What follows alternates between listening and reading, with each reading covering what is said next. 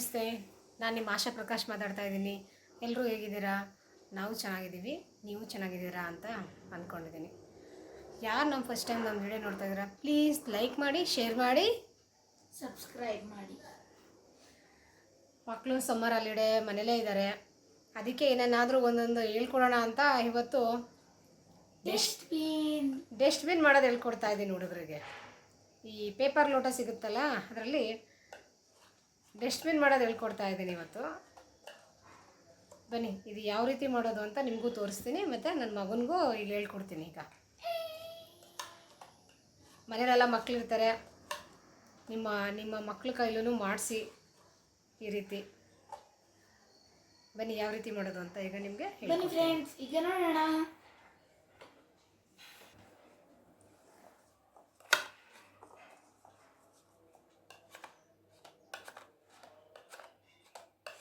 ನೋಡಿ, ಡಸ್ಟ್ಬಿನ್ನು ಮಕ್ಳ ಕೈಲಿ ಈ ಥರ ಚಿಕ್ಕ ಚಿಕ್ಕದ್ದು ಏನಾದರೂ ಮನೆಯಲ್ಲೇ ಮಾಡಿಸಿದಾಗ ಅವ್ರಿಗೂ ಖುಷಿಯಾಗುತ್ತೆ.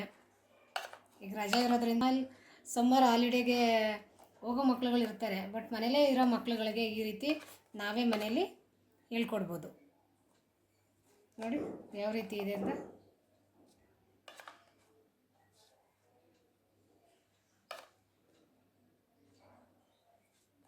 ಬನ್ನಿ ಯಾವ ರೀತಿ ಮಾಡೋದು ಅಂತ ಈಗ ನಾನು ತೋರಿಸ್ತೀನಿ.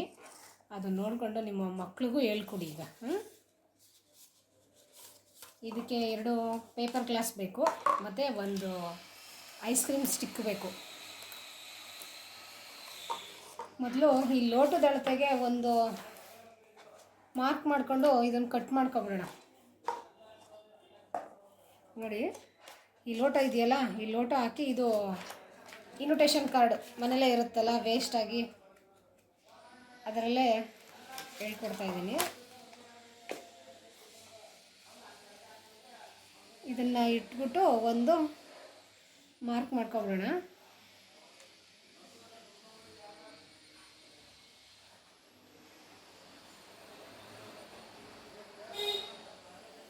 ಪಕ್ಕದ ಮನೆಯಲ್ಲಿ ಮನೆ ಕೆಲಸ ನಡೀತಾ ಇದೆ, ಅದ್ರ ಸೌಂಡ್ ಸಿಕ್ಕಾಪಟ್ಟೆ ಜಾಸ್ತಿ ಇದೆ ಇಲ್ಲಿ.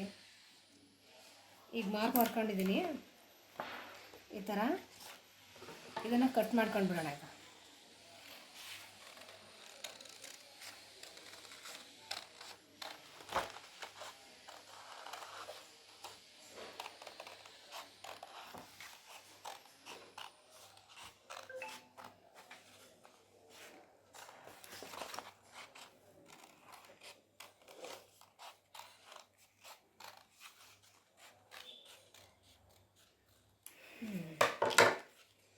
ನೋಡಿ, ರೌಂಡಕ್ಕೆ ಈ ರೀತಿ ಕಟ್ ಮಾಡ್ಕೊಂಡಿದ್ದೀನಿ. ಇದನ್ನು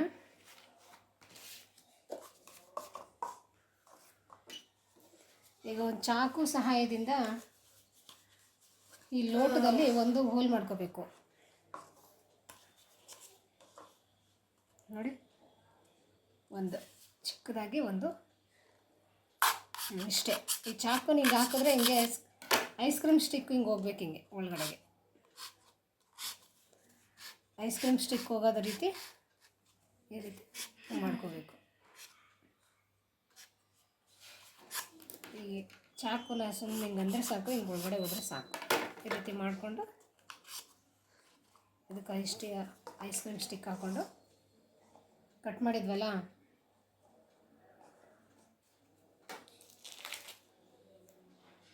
ಒಂದು ಟೇಪಿಂದ ಇದನ್ನ ಅಂಟಿಸ್ಬಿಡೋಣ. ಇದನ್ನು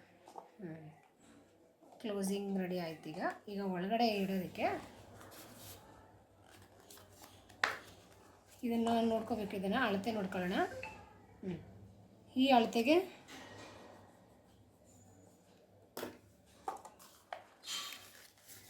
ಲೋಟ ಕಟ್ ಮಾಡ್ಕೊಬೇಕು.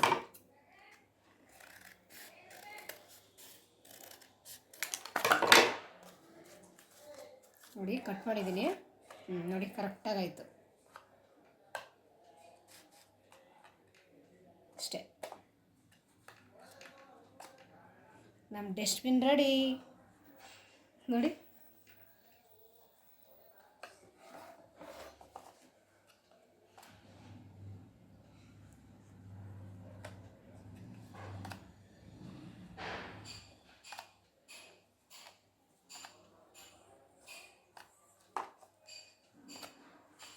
ಈ ಮಕ್ಕಳುಗಳು ಓದ್ತಾ ಇರ್ತಾರಲ್ಲ, ಅಲ್ಲಿ ಪೆನ್ಸಿಲೆಲ್ಲ ಶಾರ್ಪ್ ಮಾಡ್ಕೊಳ್ಳುವಾಗ ಇದನ್ನು ಅದು ಅವ್ರು ಓದ್ಕೊಳ್ಳೋದ್ರ ಹತ್ರ ಇಟ್ಬಿಟ್ರೆ ಪೆನ್ಸಿಲ್ ಶಾರ್ಪ್ ಮಾಡಿಕೊಂಡು ಅದನ್ನೇ ಎಲ್ಲ ಹಾಕ್ತಾರೆ.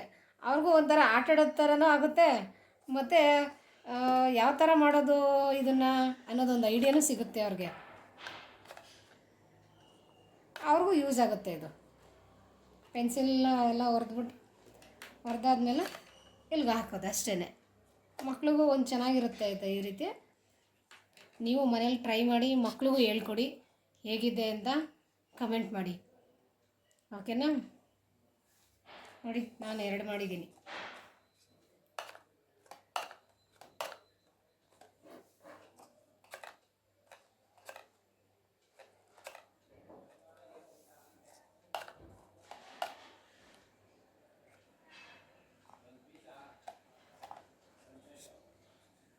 ಸ್ಟಡಿ ಟೇಬಲ್ ಏನಂತಾರೆ ಇದನ್ನು, ಏನಂತ ಹೆಸರಿಡೋಣ ಇದಕ್ಕೆ?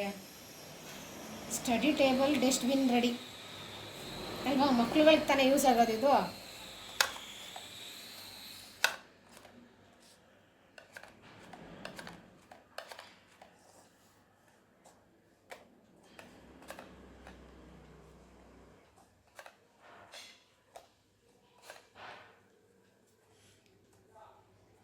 ನೋಡಿದ್ರಲ್ಲ ಯಾವ ರೀತಿ ಅಂತ.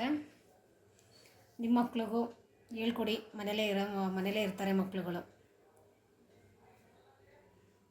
Okay, bye, thank you.